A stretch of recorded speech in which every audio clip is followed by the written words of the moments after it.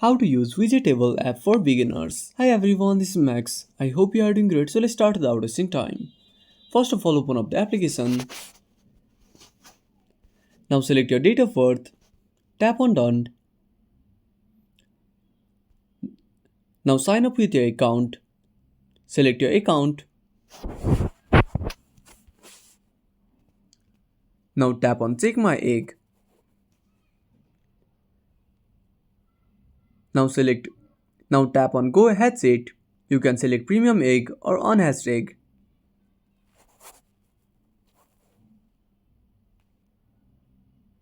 You have to wait for you have to wait for almost 20 You have to wait for almost 24 hours until the egg is hatched. Now to add a pet widget, tap on Pet. Now tap on Select.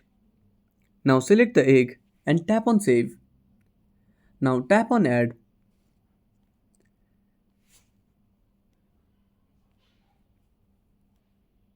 If you want to buy more pets, click on Shop, and from this page you can buy different pets.